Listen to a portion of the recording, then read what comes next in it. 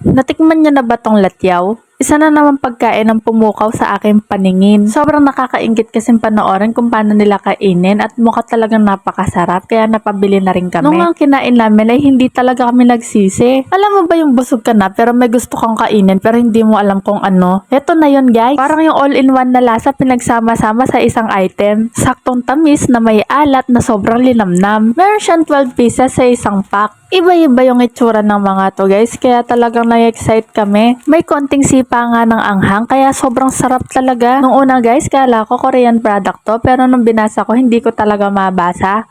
Chinese snacks pala to guys. Pasensya na dyan, ang tamlay-tamlay ko, nilalagnat kasi ako. Sinubukan nga namin yung apat na magkakaiba. Sobrang nag-enjoy kami kakanguya kasi masarap talaga siya. Kahit nga nilalagnat ako, sobrang lasa talaga. Alam niyo yung mga dating nabibili na seafood strip sa Pure Gold? Para siyang ganon pero may kakaibang lasa to guys. May bagong food trip na naman ang mag-ate. Try niyo na rin guys, ilalagay ko sa link below kung saan to nabibili.